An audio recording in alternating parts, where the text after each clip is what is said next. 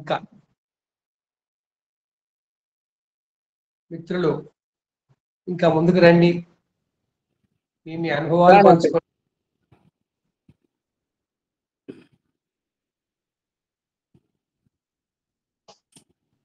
సోమనాథ్ శాస్త్రి గారికి, కమలాకర్ శర్మ గారికి నమస్కారాలు. నా పేరు భాస్కర్ రామూర్తి సార్. నేను దొన్నవాడ క్షేత్రము అక్కడి నుంచి మాట్లాడుతున్నాను. ప్రథమంగా నేను పివిఆర్కే ప్రసాద్ గారు తిరుమల తిరుపతి దేవస్థానం తరఫున SSF అని ఒకటి సంస్థ ప్రారంభించారు. అది సమరసతా సేవా ఫౌండేషన్. ఆ సంస్థకి సంబంధించిన పూజా కార్యక్రమాలు నేను వాడవాడల కొన్ని చిన్న చిన్న గ్రామాల్లో దళిత వర్గాల దగ్గర, వెనకబడిన తరగతుల వాళ్ళ దగ్గర పోయేసి పూజా కార్యక్రమాలు నిర్వహిస్తూ అసలు పూజా విధానం ఏ విధంగా చేసుకోవాలి కొంతమందికి అంటే ఆ కులస్తులకి వివరించి అంటే విశదీకరించి చెప్పడము నా యొక్క బాధ్యతగా భావించి, అంటే మా దగ్గరికి రారు అని ఎవరైతే అనుకుంటారో వాళ్ళ దగ్గరికే వెళ్ళి నేను ఈ యొక్క కార్యక్రమాలు నిర్వహిస్తూ ఉంటాం. ఎందువల్లనంటే ఈ మధ్య కాలంలో చాలా మంది మా దగ్గరికి ఎవరు వచ్చి పూజలు చేసి మమ్మల్ని ఎవరు ఉద్ధరించటం లేదు అనే ఒక భావంలో చాలా మంది ఈ విధంగా ఆలోచన చేసి రకరకాల మతాలకు వెళ్ళిపోవడం కార్యక్రమం మనం చాలా ఇబ్బందికరంగా వాళ్ళే ఆ విధంగా భావన చేసుకుంటూ ఆ విధంగా ఉన్నప్పుడు నేను వెళ్ళి ఈ పూజా కార్యక్రమం చేస్తాను. చేసిన తర్వాత అసలు ముందు పూజ ఏ విధంగా చేయాలి అని అనేది నేను వివరించి చెప్పేటప్పుడు, ముందు ఏ పూజ కార్యక్రమం ప్రారంభించినా వాళ్ళనే ఒక ప్రశ్న అడుగుతా, అమ్మ ప్రతి పూజకి ప్రారంభంలో ఎవరు పూజ చేయాలి, ఎవరిని పూజ చేయాలి అని వాళ్ళనే క్వశ్చన్ చేస్తా. అడిగితే అప్పుడు కళ్ళు మూసుకుని వాడు గణపతి అని అంటారు, ఎవరైనా గణపతి అని అంటారు. అది తప్పమ్మా, గణపతి కాదు. ముందు బుద్ధి ప్యస్వజాత వేదోపగ్నం నిర్వృతి మమ పశుగశ్చ మామహ జీవనంచ దిశో దిశ అని దీపారాధనకి ఒక మంత్రం ఉందమ్మా. మీరు ఇళ్లలో ఎవరైతే హైందవ ధర్మంలో ఉన్నారో వాళ్ళు ఏం చేయాలి అని అంటే, దీపం జ్యోతి పరబ్రహ్మ దీపం జ్యోతి జనార్దన సర్వపాపహరే నిత్యం దీపరాజనమోస్తుతే. మీరు ఉదయం సాయంత్రం ప్రాతః సంధ్యాదీపం అనుకోండి, సాయంత్రం సంధ్యాదీపం, మీరు 2 పూటల మీరు తప్పకుండా మీరు దీపారాధన చేయండి, మీకు అష్టైశ్వర్యాలు కలిసి వస్తాయి. మీకు ఫస్ట్ మీరు చేయాల్సిన పని ఇది. రెండో విధానం ఏంటంటే తర్వాత ఏం చేయాలంటే మనం గణపతి ఆరాధన చేస్తాం. గణపతికి షోడశోపచార పూజ చేసినప్పుడు ముందు మనము మహాగణాధిపతి నమధ్యాయామి, ధ్యానం సమర్పయామి, ముఖే ఆచమనీయం సమర్పయామి, హస్తయోర్ఘ్యం సమర్పయామి, పాదయోః పాద్యం సమర్పయామి, ఉపచారకి స్నానం. అంటే ఇది మన జీవన విధానంలో ఉండే పద్ధతి. అంటే ముందు బాల్యం నుంచి కూడా పెద్ద అయిన తర్వాత కూడా ఒక అతిథి మన ఇంటికి వచ్చినప్పుడు ఏ విధంగా అయితే ఆరాధించాలో, అయ్యా వాళ్ళ ఇంటికి వెళ్తే మనల్ని దేవుళ్ళలాగా చూసుకుంటారు అనే ఒక విధి విధానం అనమాట. అందుకని మనకి హైందవ ధర్మంలో ఈ విధంగా నేర్పించారు. ఎవరైనా మన ఇంటికి వచ్చినప్పుడు అయ్యా రాండి, వాకిట్లోనే కాళ్ళు కడుక్కోండి.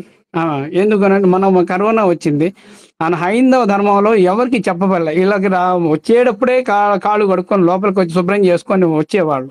ఏ పదార్థాన్ని ముట్టుకోవాలన్నా కూడా చేతులు కడుక్కొని, ముట్టుకున్న తర్వాత కూడా చేతులు కడుక్కొని, ఇది విధి విధానము పూజా కార్యక్రమంలోనే పెట్టేశారు. ఆ విధంగా మనం ఏం చేస్తాము, మళ్ళీ ఇప్పుడు షోడశోపచార పూజల్లో కూడా మనం ఏం చేస్తాము, టెంకాయ కొడతాం, నైవేద్యం పెడతాం. నైవేద్యం పెట్టిన తర్వాత ఓం భూర్భువః స్వహ తత్సవితుర్వరేణ్యం పెట్టేసి ఆ నైవేద్యం భగవంతుడు తిన్నాడా లేదా అనే దానికి ఒక చిన్న ఉదాహరణ కూడా చెప్తాను నేను. అక్కడ వాళ్ళకి, స్వామి మీరు పెట్టిన నైవేద్యం అక్కడే ఉంది, ఎందుకు అలా ఉంది, అది మీరు భగవంతుడు తిన్నాడని ఏ విధంగా నిరూపణ చేస్తారు అని నన్ను అడిగినప్పుడు, అలాంటి క్వశ్చన్స్ కూడా మాకు ఎదురవుతాయి. కాబట్టి ఆ విధంగా ఉండే వాళ్ళకి సమాధానంగా నేను ఏం చెప్తానంటే, అమ్మా ఒక చిన్న పిల్లవాడికి ఒక పద్యము అప్పచెప్పమని ఇచ్చామనంటే వాడే నన్ను క్వశ్చన్ అడిగాడు ఒకరోజు. ఏమనని, స్వామి మీరు పూజ చేస్తే టెంకాయ ఎక్కడ పెట్టారు, స్వామికి నైవేద్యం పెట్టాడు, ఆయన తినలేదు కదా అని అంటే, ఒరే నాయన ఈ పద్యం చదువుకోరా అని అంటే వాడు చదువుకొని వచ్చి గబగబా అప్పచెప్పేశాడు. ఆమెనే వాడిని అడిగా, నీకు పద్యం వచ్చిందా అంటే వచ్చింది అని అన్నాడు. వస్తే నువ్వు ఏ విధంగా ఇది చేసావు అని అంటే, అదే గురువు గారు అక్కడ మీరు చెప్పిన పద్యాన్ని నేను మీకు అప్పచెప్పాను కదా, ఆ విధంగా నేను నేర్చుకున్నాను, అప్పచెప్పాను అని అంటే, నాయనా అట్టాగే నువ్వు దాంట్లో ఉండే స్థూల రూపంలో ఉండే నువ్వు సూక్ష్మ రూపంతో నువ్వు ఎట్టయితే గ్రహించావో అదే విధంగా భగవంతుడు మనం పెట్టిన నైవేద్యాన్ని సూక్ష్మ రూపంతో భోజనం తీసుకొని పోతాడు. కాబట్టి ఇంతమంది కోటాను కోట్ల ప్రజలు పెట్టిన పదార్థాలను కూడా ఆయన సూక్ష్మ రూపంతో గ్రహిస్తాడు. అది మీరు ఖచ్చితంగా నమ్మి తీరాలా. ఎందుకంటే ఇంకొక ఉదాహరణ మీకు చెప్తాను దానికి. మీకు కేరళ అనే రాష్ట్రంలో ఒక శ్రీకృష్ణ భగవానుడి యొక్క ఆలయం ఉంది. ఆ ఆలయంలో నైవేద్యం పెట్టినప్పుడు స్వామివారు ఇక్కడ స్వీకరిస్తాడు. ఎందుకంటే ఆ ఆలయంలో ప్రధాన ద్వారం మూసేసింది, మళ్ళా దాన్ని ఆ ద్వారం తెరిచేటప్పుడు వాళ్ళ చేతికి ఒక సుత్తి, ఒక బలమైన ఒక ఇది ఇస్తారు. అది గబగబా పోయి స్వామివారికి నైవేద్యం పెట్టడం ఆలస్యం కాకుండా, ఒకవేళ తాళం రాకపోతే పగలు కొట్టేని తీసుకుపోయి నైవేద్యం పెట్టాలి. అంటే ఆ కృష్ణ భగవానుడికి అంత ఆ శక్తి ఉంటుంది. అంటే ఆయనకి ఆకలిగా ఉంటుంది. ఆ ఆకలి తీర్చేదానికి ఆ సమయం అదే భగవంతుడి యొక్క ప్రధానమైన రూఢిగా మీకు నేను ఈ యొక్క ఉదాహరణ చెప్తున్నాను అని నేను ఖచ్చితంగా చెప్తాను ఆ విషయాన్ని. ఆ తర్వాత మనం పెట్టిన నైవేద్యం స్వీకరిస్తాడు అనేది వాళ్ళకి రూఢిగా నిరూపించేదానికి ఆ విషయం చెప్తాను. ఆ తర్వాత మనం తాంబూలం పెడతాం. ఆ తాంబూలంలో ఏం చెప్తాం మనము? పూగి పులైస్య కర్పూరి నాగవళి దళైర్యుతం ముక్తాచూర్ణ సమాయుక్తం తాంబూలం ప్రతిగుహ్యతాం. దీంట్లో ఒక చిన్న వివరణ ఇస్తున్నాను అందరికీ కూడా. జ్యోతిర్వాణి మహానుభావులు అందరూ ఎంతో మంది మహానుభావులు ఉన్నారు. వాళ్ళందరికీ కూడా నేను ఇది వివరించి ఎందుకు చెప్తున్నానంటే, ఈ తాంబూలంలో మనం ఏదైతే పూగి ఫలం అంటే ఒక్క నాగవళి దళైర్యుతం, నాగవళి అంటే తమలపాకులు, నాగవళి దళైర్యుతం ముక్తాచూర్ణ సమాయుక్తం. అమ్మ ఇప్పుడు చాలా మంది ఏం చేస్తున్నారంటే కిళ్ళీలు వచ్చేసాయి. ఏ ఫంక్షన్ అయినా కిళ్ళీలు. ఆ కిళ్ళీలో వాళ్ళు ఏం వేస్తారు? రకరకాల ఆ పదార్థాలు, కడుపు చెడిపేసే పదార్థాలన్నీ వేస్తున్నారు. కాబట్టి నేనేం చెప్తానంటే, అమ్మ దీంట్లో వేయాల్సింది ఏలకాయ, లవంగం, పచ్చకర్పూరం, జాజికాయ, జాపత్రి, ఇవే వేయాలి. ఇదే చూర్ణం అంటే. ఈ చూర్ణాన్ని కలిపి భగవంతుడికి నివేదన చేసినట్టు చేస్తున్నాము. కానీ అది మనం స్వీకరించాలి. భోజనం చేసిన తర్వాత మనం స్వీకరించాలి. ఎందుకంటే స్వామికి పెట్టిన తర్వాత అలాంటిదే మనం ఆహారం తీసుకున్న తర్వాత నమిలి తినిన తర్వాత అది మనకి ఒంటికి పడుతుంది. అది ఏ విధంగా అంటే, ముక్త శతపథం గచ్చేత్ తాంబూల చరణం తదనంతరం వామ పార్శ్వేన శయనం ఔషధేన కిం ప్రయోజనం అని అన్నారు పెద్దవాళ్ళు. కాబట్టి ముక్త శతపథం గచ్చేత్ అంటే భోజనం చేసిన తర్వాత 100 అడుగులు నడవాలి. 100 అడుగులు నడిచిన తర్వాత ముక్తా శతపథం గచ్చేత్ తాంబూల చరణం అంటే మనం తాంబూలం వేసుకోవాలి. ఏ తాంబూలం? ఇందాక చెప్పిన తాంబూలం. అది మన శరీరానికి పడుతుంది. ముక్తా శతపథం గచ్చేత్ తాంబూల చరణం తదనంతరం వామ పార్శ్వేన శయనం అంటే ఎడమ చేతి వైపు తిరిగి పండుకోవాలి. 20 నిమిషాలు గుంభకర్ణుడు నిద్రపోయినట్టు నిద్రపోకుండా 20 నిమిషాలు పండుకొని ఆ తర్వాత లేస్తే, ఆ తర్వాత మనం చేసిన ఈ పనికి మన శరీరంలో ఇంకా ఔషధం తీసుకోవాల్సిన అవసరం లేకుండా శరీరం దృఢంగా ఉంటుంది.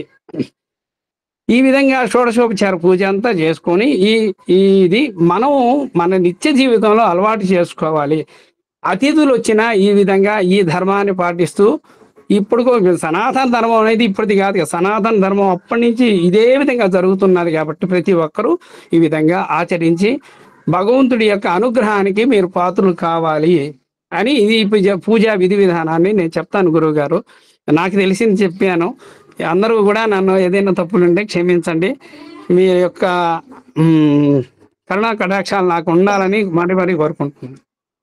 సూపర్, చాలా ధన్యవాదాలండి. మొట్టమొదలు మీరు పివిఆర్కే ప్రసాద్ గారి సంస్థ ద్వారా చేస్తున్నటువంటి ఆ కార్యక్రమం చాలా ఉన్నతమైంది.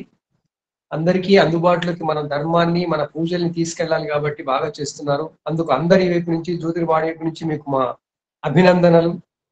తర్వాత పూజా విధానానికి సంబంధించి మనం పూజ చేయడం మన కోసమే, మనం ఎలా దాన్ని మళ్ళీ అన్వయం చేసుకోవాలి అనే విషయాలు చాలా చక్కగా చెప్పారండి. చాలా చాలా ధన్యవాదాలండి. ముఖ్యంగా మనం ఆ తాంబూలం మనం కూడా వేసుకోవాలనేది చాలా మంచి మాట. అది వేసుకోవాలి. అసలు ఇవాళ తాంబూలాలు అంటే అవి పనికిరాని కాగితాలలో పెట్టి ఇస్తున్నారు అని కాకుండా మనం వాటిని వాడుకోవాలి. మన ఆరోగ్యం అల్టిమేట్ గా మళ్ళీ మన ఆరోగ్యం గురించి వచ్చేస్తాయి. చాలా ధన్యవాదాలండి. Thank you. ఇంకా మిత్రులు రండి ముందుకి. మంచి మంచి విషయాలు చెప్పుకొస్తున్నారు ఇవాళ. అమ్మవారి దయ. ఇంకా రండి, ప్లీజ్ కమ్ ఫార్వర్డ్.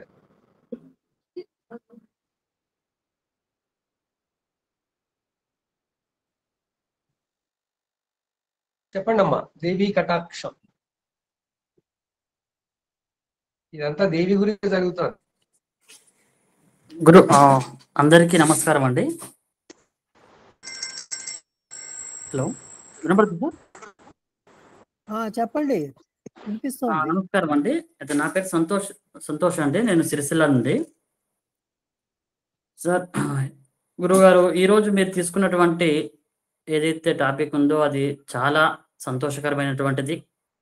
ముఖ్యంగా మనం కాస్త ఇప్పుడున్నటువంటి యువత గురించి కానీ, లేదా ఇప్పుడు సోకాల్డ్ ప్రపంచంలో ఉన్నటువంటి సోషల్ మీడియాకు సంబంధించినటువంటి దాన్ని కూడా ఇందులో కాస్త ప్రస్తావించుకుంటే బాగుంటుందనే ఉద్దేశంతో నేను మాట్లాడుతున్నానండి. అయితే ముఖ్య విషయం ఏంటంటే, దేవీ నవరాత్రులే కానీ, నిన్నటి వరకు జరిగినటువంటి విఘ్నేశ్వర నవరాత్రులు అయితేనేమి, ఏ పర్వదినమైనప్పటికీ కూడా కేవలం భక్తి భావం అనేటువంటిది 10 పైసలు ఉంటే 90% మిగతా హంగు హార్బాటాలు, అక్కడ ఉన్నటువంటి వ్యవహారాన్ని దృష్టిలో పెట్టుకొని సాగుతున్నటువంటి విషయం కనబడతా ఉంది. అయితే రాను రాను ఎలా అయిపోతుంది అంటే, కేవలము ఇది ఒక పెట్టాలి అనే ఉద్దేశంతో మాత్రమే విగ్రహాన్ని ఏర్పాటు చేసుకోవడము, అందులో భక్తి ఏ విధంగా ఉన్నది, అసలు ఈ దుర్గా నవరాత్రులు చేయాల్సినటువంటి అవసరం ఏమొచ్చింది, గణేష్ నవరాత్రులు చేయాల్సినటువంటి అవసరం ఏమొచ్చింది, దీనివల్ల మనకు ఏ విధమైనటువంటి విషయాలు నేర్చుకుంటున్నటువంటి విషయాన్ని ఏ ఒక్కరు కూడా తెలుసుకోలేకపోవడం అనేది బాధాకరమైనటువంటి విషయం అండి.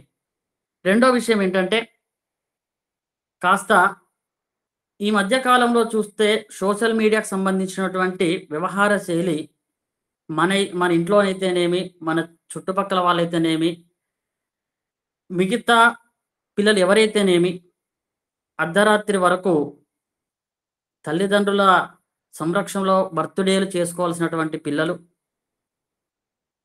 3 చౌరస్తల కాడ నడి రోడ్డు మీద బర్త్డే కేకులు కట్ చేసుకోవడం, ఒక విష సంస్కృతిని వారికి తల్లిదండ్రులు భయం పెట్టకపోవడం వలన, లేదా గురువులైనటువంటి వ్యక్తులు చెప్పకపోవడం వలన, లేదా ఇలాంటి కార్యక్రమాలు జరుగుతున్నప్పుడు కేవలం వారికి చెప్పడలోపడం వలన ఏదైతేనేమి కానీ, సమాజంలో భక్తి అనేటువంటిది కేవలం ఒక వారం 10 రోజుల పాటు ఏదో కార్యక్రమం నిర్వహించాలి అనేటువంటి దాంట్లోనే ఉంటుంది తప్ప, మిగతా వాటికి ఇది ఎక్కడ కూడా కనబడట్లేదు.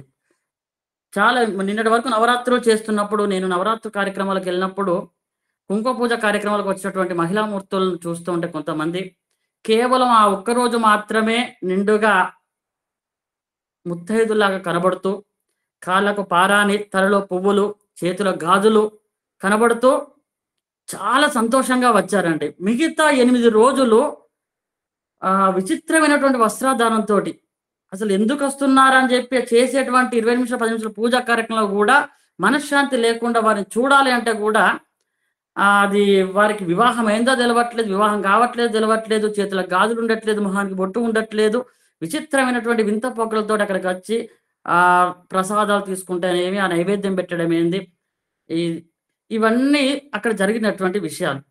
కాబట్టి నాకు తెలిసినంత వరకు, నేను నా వయసు 35 సంవత్సరాల గురుగారు, నేను కూడా చిన్న వయసులోనే ఉన్నాను. సమాజంలో తల్లిదండ్రుల పాత్రతో పాటు ఇలాంటి కార్యక్రమాలు, సత్యనారాయణ స్వామి వ్రతం అయితేనేమి, మిగతా వ్రతాలతో పాటు వారికి వ్రత విధానంలో ఉండేటువంటి కథలతో పాటు హిందుత్వము, నేటి సాంప్రదాయము, తల్లిదండ్రులు పిల్లలకు చెప్పేటువంటి విధి విధానాలు, ఇవి కూడా మనం కాస్త వారికి తెలియపలిస్తే భవిష్యత్తులో కొంతవరకు మార్చడానికి అవకాశం ఉంటుంది అని చిన్న ఆశ.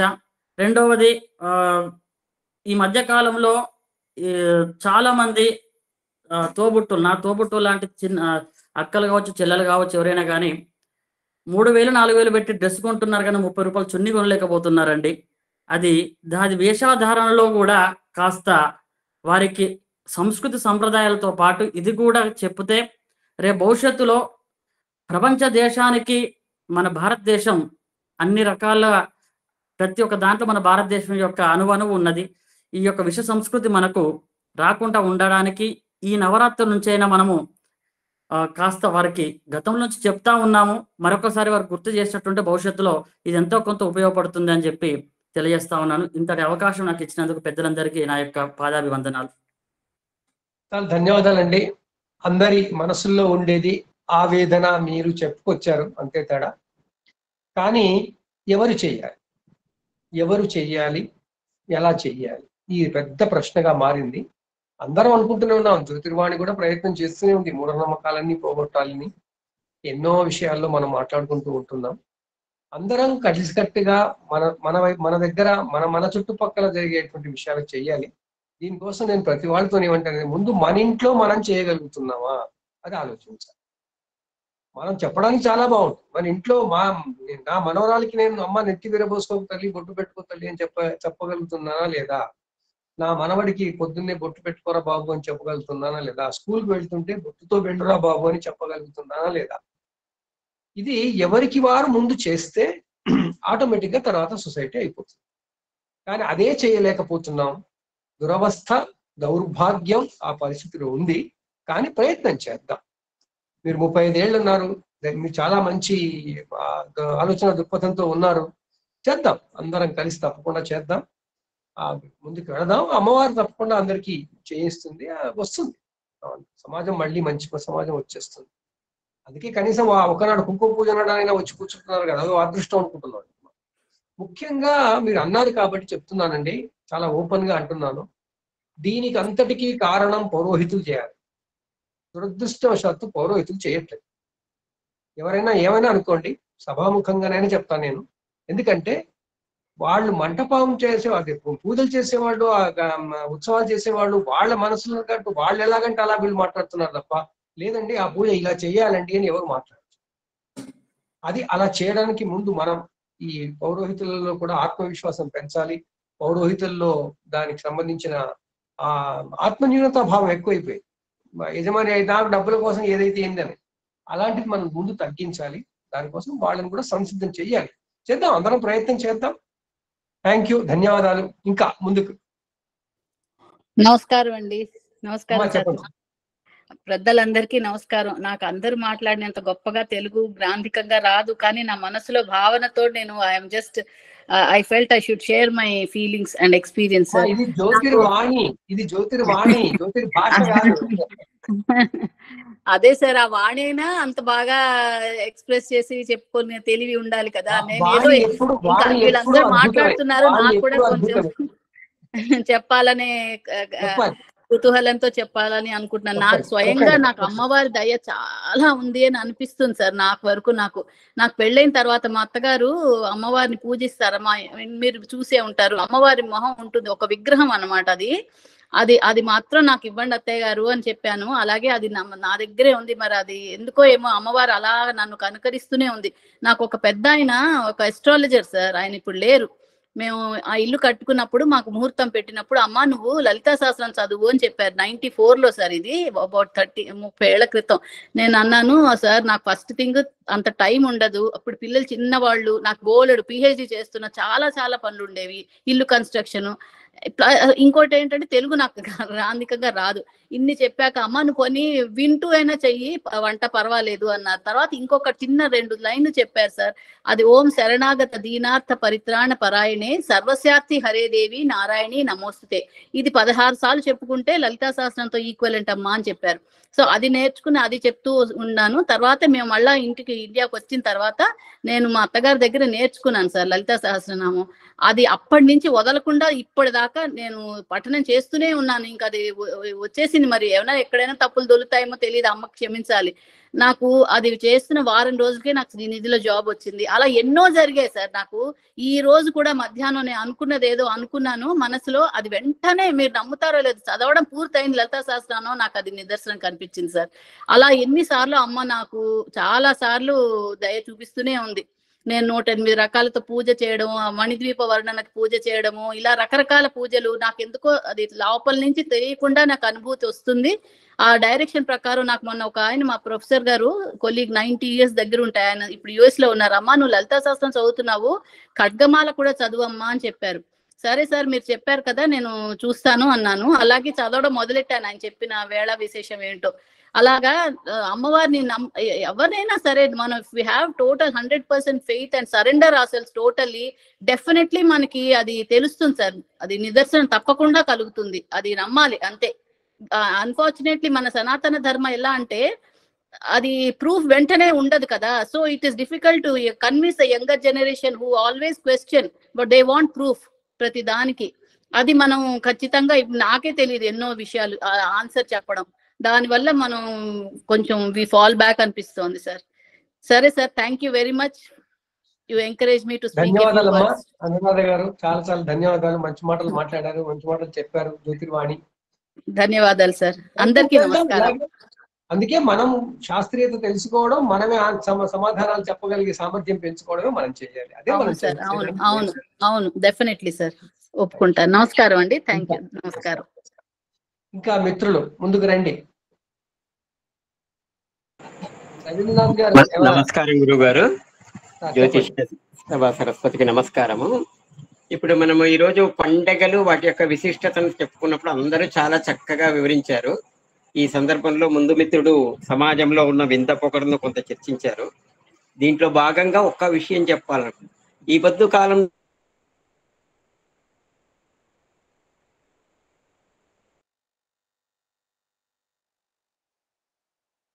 ఆడియో కట్ అయిందండి శర్మ గారు.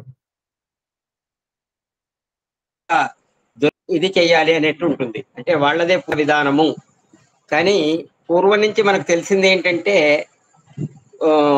మగవాళ్ళు పూజ చేస్తే ఆడవాళ్ళు దానికి కావలసినవి సమకూర్చి పెడతారు అని, అటువంటి విధానంతో పెరిగి ఉండే వ్యవస్థ నుంచి క్రమంగా మారి అది పిల్లలకు కూడా వచ్చేటప్పటికి ఏమైందంటే ఇది మా అమ్మ చేసుకునేది, మాది కాదు అనేది. ఇక్కడ తల్లులు కూడా పిల్లలను దగ్గరగా పెట్టుకొని పూజలు చేసే విధానం నేర్పిస్తే బాగుంటుంది అనేది ఒక అంశం చెప్పాలనుకున్నాను. ఇక రెండవ అంశంగా పౌరోహితులు పూజా విధానంలో ఎక్కడో లోపాలు చేస్తూ ఉంటూ దాన్ని అవగాహన చేయించడం లేదనేది ఒక అంశం అయితే, జ్యోతిష్యులుగా కూడా మనం ఈ ఆధునిక సమాజంలో విపరీతంగా ఈ సోషల్ మీడియాలో పండగల పైన విపరీతమైన రాద్ధాంతం చేసుకుంటున్నాము. ఈ టయానికే, ఇన్ని గంటలకే, ఈ సమయంలోనే ఈ పూజ చేయాలి, గణపతి అంటే మధ్యాహ్నం మాత్రమే చేయాలి, ఉదయం కాదు, దసరా అంటే శ్రవణ నక్షత్రం రోజు ఉండాలని శాస్త్రంలో ఎక్కడో ఏ పుస్తకంలో రాసినప్పటికో, లేదా అది నిజమైనప్పటికీ కూడా సూర్యోదయానికి పండుగ తిథి ఉంటే అది తిథి ప్రాధాన్యం ఉన్న పండుగలకు, నక్షత్ర ప్రాధాన్యం ఉంటే అది దానికన్నట్టు ఉంటాయి, కాదని చెప్పడం. కానీ అందరికీ చెప్పింది ఏంటి అంటే సూర్యోదయానికి ఉన్నప్పుడు ఆ రోజు పండుగ చేసుకోవచ్చు. దాంతో కొంతమంది ఒకరోజు ఈ విధంగా పూజల పైన, మనం చేసే విధానాల పైన ఇతరుల నుంచి విమర్శలు ఎదుర్కోవడమే కాకుండా చివరకు మన పిల్లలే అమ్మ నువ్వు ఈ రోజు చేస్తున్నావు, ఆ అమ్మాయి ఈ రోజు చేస్తుంది అనేటువంటి ఒక భావజాలం ఉంది. దీని అందరూ కూడా ఒకసారి గుర్తెరుగుతూ ఎప్పటికప్పుడు సంస్కరించుకుంటూ ముందుకెళ్లాలని కోరుకుంటూ నాకున్న అభిప్రాయం చెప్పాను గురుగారు. తప్పుంటే చెప్పి. చాలా నిజంగా చెప్పారు, కరెక్టే చెప్పారు పరశురామ శర్మ గారు. అది ఇది ఎంత మంథనం జరుగుతున్న సమయం, సముద్ర మంథనం జరిగినట్టుగా ఇది జరుగుతుంది, వస్తుంది ఎప్పుడో అన్ని. కానీ మనం అందరం ప్రయత్నం చెయ్యాలి దానికోసం. అందుకే ఈ జ్యోతిర్వాణి లాంటి మీటింగ్లు పెట్టుకుంటే మనం అందరం మాట్లాడుకుంటుంటే తెలుస్తుంటుంది, ఈ మళ్ళీ కొత్త వాళ్ళకి వినిపిస్తూ ఉంటుంటే తెలుస్తుంది. చాలా చాలా ధన్యవాదాలండి. ఇంకా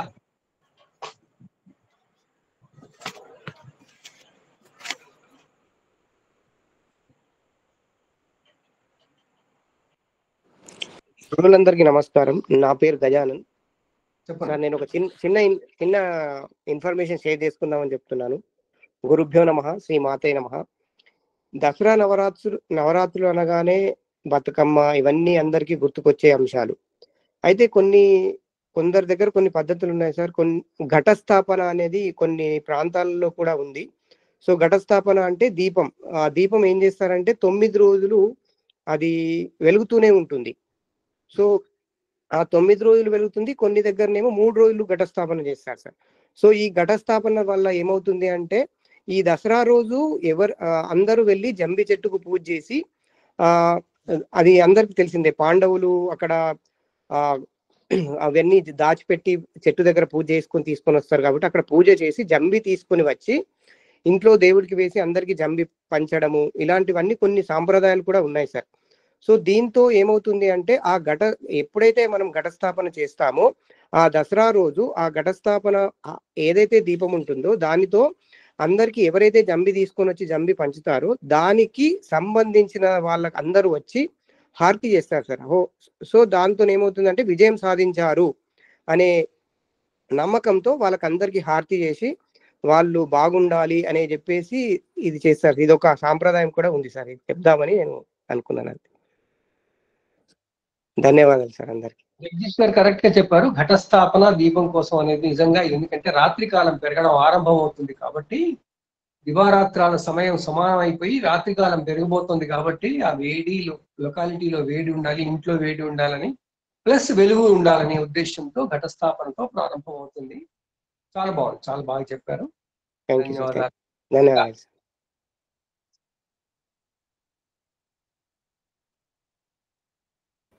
రెండు ముక్కలు చెప్తానండి శాస్త్రి గారు.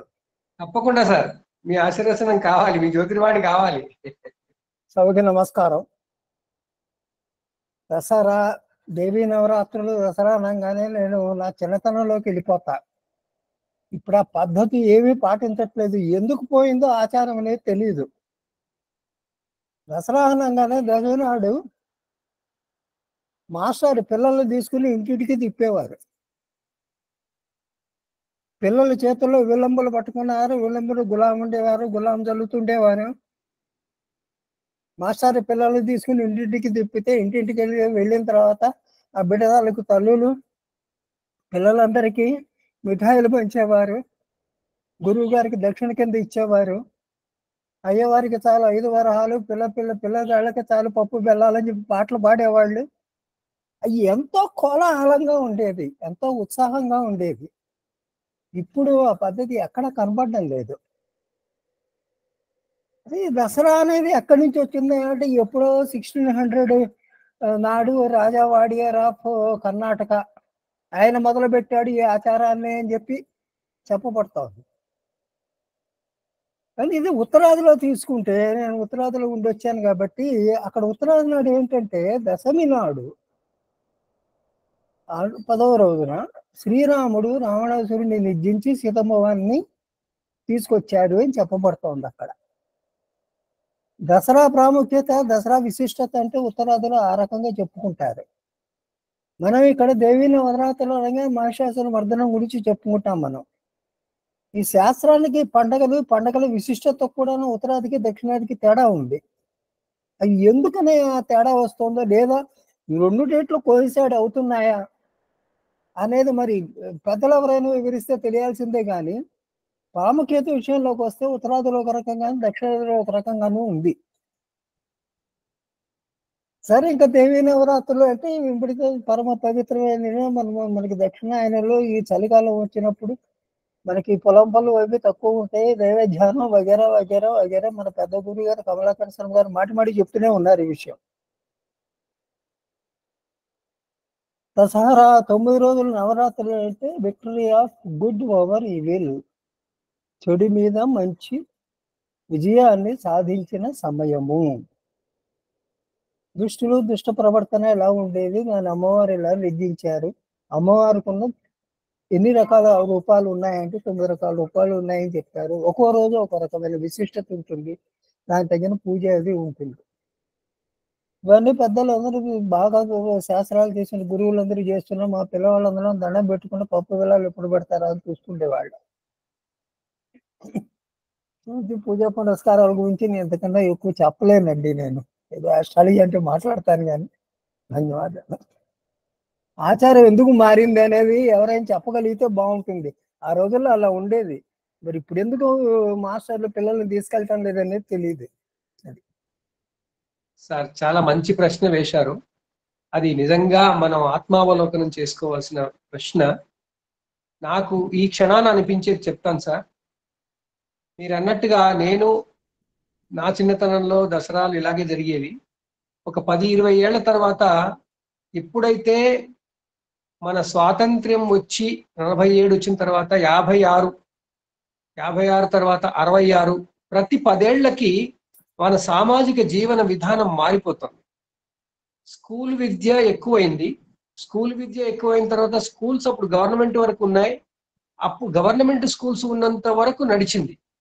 తర్వాత ప్రైవేట్ స్కూల్స్ ఎప్పుడైతే వచ్చాయో అప్పుడు ఈ విద్యకు సంబంధించిన ఫిలాసఫీ మారిపోయింది తల్లిదండ్రుల్లో. తల్లిదండ్రులకి తమ పిల్లలకి ఉద్యోగాల కొరకు చదివించాలి అనేది ఎక్కువైపోయింది. ఆ గవర్నమెంట్ జాబు సెక్యూరిటీ అనేది ఎక్కువయ్యి దాని వెనకాల పడిపోయి దానికోసం పిల్లల్ని సిద్ధం చేయడంలో నిమగ్నమైపోయి ఆ ఎకనామిక్ డెవలప్మెంట్ లో స్కేల్ ఆఫ్ ప్రొడక్షన్స్ లో లార్జ్ స్కేల్ ప్రొడక్షన్ వచ్చేసరికి పాతవన్నీ పోయినాయి. ఇప్పుడు ఊళ్ళోకి వెళ్ళే పంతుళ్ళు లేరు, వెళ్ళాల్సిన పిల్లలు లేరు. అది యాక్చువల్ గా అప్పుడు లేని కారణంగా వెళ్ళేవాడు అనుకునేవాడు పిచ్చివాడు. అప్పుడు యాక్చువల్ గా ఒక విలువల్ని మనం చెప్పడం కోసం వెళ్తున్నామని అప్పుడు ఉండేది. అది డిఫాల్ట్ ఉండేది. ఇప్పుడు అది పోయింది. కొన్ని స్కూళ్ళల్లో ఇప్పుడు అవి ఏదో కొంచెం ఇంకో రకంగా దాన్ని చేస్తున్నారు తప్ప బేసిక్ గా మారిపోతుంది. అయితే 1966, 1976, 1986 మీరు ఒక్కసారి పునరావలోకనం చేసుకుంటే, ఇక్కడ ఉన్న అందరూ పునరావలోకనం చేసుకుంటే ప్రతి దశాబ్దానికి సమాజంలో విద్యకు సంబంధించిన ఆ ధోరణి మారిపోయి ఈ రోజు ఏమి ధోరణి అంటే, వాడు 6వ తరగతిలో ఉండగానే నేను ఐఐటి ఫౌండేషన్ కోర్సులు ఆ కోర్సులు ఈ కోర్సులు అంటున్నాడు. ఇక వాడికి అసలు ఈ వైపు తీసుకొచ్చేదే లేకుండా పోయింది. అందరం పిచ్చిగా ఆ వైపు వెళ్ళిపోయాం. అందరు తల్లిదండ్రులది మహాపాపం జరిగింది. ఆ తల్లిదండ్రులు అందరూ ఇప్పుడు అనుభవించబోతున్నారు. ఇంకా ఎప్పుడు మారుతుంది అంటే, అది మళ్ళీ మనకి పాశ్చాత్యులే మళ్ళీ మంచితనాన్ని చెప్పి మన భారతీయతని చెప్పి మనకి చెప్పినాడు అవుతుందేమో అన్న అనుమానం కూడా కలుగుతోంది. కానీ మనం ప్రయత్నం చేద్దాం. ఇలాంటి కార్యక్రమాల ద్వారా మన సొసైటీలో మనం ఎక్కడుంటే అక్కడ, ఏ వయసు వాళ్ళమైనా సరే, ఎక్కడున్న వాళ్ళం అక్కడ మనం ప్రయత్నం చేద్దాం. ఈ విద్యారంగపు ధోరణి మారిందిరా బాబు, ఇప్పుడు పెట్టుకోండిరా బాబు, మంచిగా పెట్టుకోండి, ఇది దాంతో పాటు ఇవి కూడా చేసుకోండిరా బాబు అని చెప్పేటువంటి ప్రయత్నాలు చేద్దామండి. నిర్మోహమాటంగా మనం అందరం తెగించి ముందుకు వెళ్ళి చెప్పకపోతే నేనెందుకు చెప్పడం అని అనుకుంటే మాత్రం ఇది ఇలాగే కొనసాగుతుంది. అలా వాళ్ళు ఆ తరం ఎక్కువైంది కాబట్టి ఇలా జరిగిపోయింది. ఇప్పటి నుంచి మనం చేద్దాం. అది మీరు అన్నట్టుగా మీ మాట అందరికీ ఒక స్పిరిట్ అయిపోయి మనం అందరం ఈ విషయంలో సనాతన ధర్మానికి సంబంధించిన పరిరక్షణలో ఏది చేయగలిగితే అది చేద్దామని మనం అందరం అనుకుందామండి. దాంతో మనం ఇప్పటి నవరాత్రులకి మనం దానికి అంకితం అవుదాం. ఆ క్రమంలోనే మనం ముందుకు వెళదాం. దాంట్లో మన చుట్టుపక్కల మన ఇంటి దగ్గర, మన ఇంట్లో, మన చుట్టుపక్కల మన వంతు కృషి మనం చేద్దాం. చాలా చాలా ధన్యవాదాలు సార్. మంచి పాయింట్ డైరెక్షన్ ఇచ్చారు. విద్య కమర్షియలైజ్ అయిపోయిన తర్వాత గురువుల్ని మనం గురువుగా చూడడం అనేది పోయిందండి. అది నెమ్మదిగా వారు కూడా just like anybody else who is doing some work అయిపోయినట్టుగా ఉంది. ఇదివరకంటే గురువు గారు అంటే పక్క వీధిలో ఉండే పెద్ద మనుషులు కనబడితే నమస్కారం పెట్టేవారు, పెద్దవాళ్ళు చిన్నవాళ్ళు కూడా. గురువులకు అంత గౌరవం ఉండేది. ఇప్పుడు ఇదే విషయంలో not out of the place ఒక విషయం చెప్తాను. జపాన్ దేశంలో చదువు చెప్పే వాళ్ళకి, టీచర్స్ కి గురువు, అది ఎలిమెంటరీ స్కూల్ కానీ విశ్వవిద్యాలయం కానీ ప్రత్యేకమైన స్థానం ఇస్తారండి జపనీయులు. గురువు అంటే ప్రత్యేకమైన స్థానం ఇస్తారు. గవర్నమెంట్ కూడా ఎన్నో రకాల ఇన్సెంటివ్స్ ఇస్తుంది. మనం గురు పూజ అని ప్రత్యేకంగా చెప్పుకుంటున్న రోజుల్లో అవి జపాన్లో లేవని చెప్పి ఎవరో అడిగితే గురు పూజ అంటే ఏమిటో అడిగేట వాళ్ళు. వాళ్ళు ప్రాక్టికల్ చూసే ఎక్కడికి వెళ్ళిన వాళ్ళు, షాప్కి వెళ్ళనివ్వండి, రైలు ఎక్కనివ్వండి, బస్ ఎక్కనివ్వండి, ఇంకోటి చేయండి, ప్రతి చోట కూడా ఐఎమ్ ఏ టీచర్ అన్న బ్యాడ్జ్ ఉన్నది అంటే వారికి ఇచ్చే గౌరవమే వేరు. నమస్కారం పెడతారు, ఇన్సెంటివ్స్ ఇస్తారు, ఆటోమేటిక్గా జరిగిపోతుంది అనమాట. ఆ రకమైన గౌరవం ఒకప్పుడు మన దేశంలో గురువులకి దక్కేది. కానీ ఇప్పుడు దక్కకుండా పోయింది. కంప్లీట్ కమర్షియలైజ్ అయిపోవటము, పాశ్చాత్య ధోరణులు మనం కొట్టుకుపోతున్నాము. ఈ పద్ధతి మన పద్ధతి మనకి వెనక్కి వస్తే ముందు మనకు మనుషులకి చాలా బాగుంటుంది. నిజానికి జరుగుతుందని ఆశపడదాం. అవును సార్, తప్పకుండా. ఓకే, చాలా మంచి విషయాలు, మంచి ఆలోచనలు వచ్చాయి ఈరోజు. ఇంకా ముందుకు రండి పెద్దవాళ్ళు. ఇంకా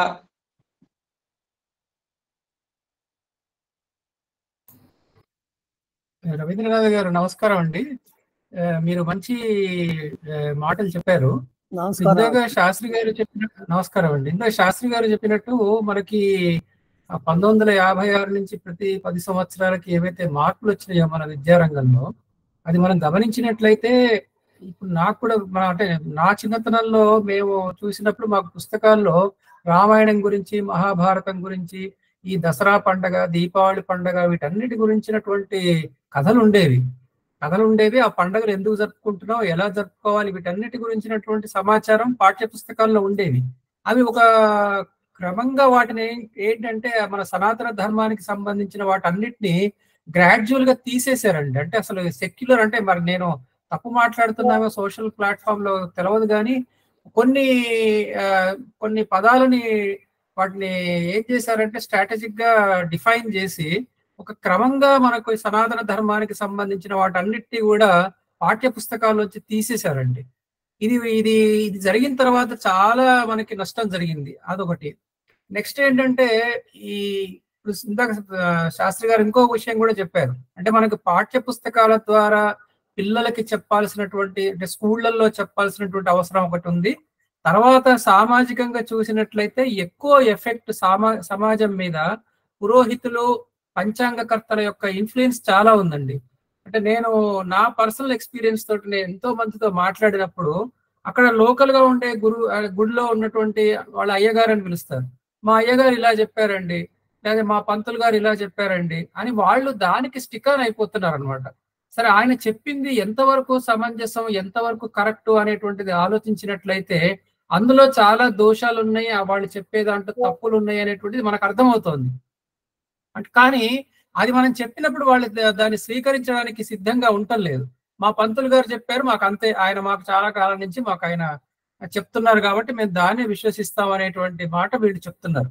అదొకటి చాలా పవర్ఫుల్ గా నడుస్తోందండి. పంచాంగాలు కూడా చాలా మంది ఉగాది నాడు పంచాంగాలు కొనుక్కుంటారు, దాంట్లో చూస్తూ ఉంటారు.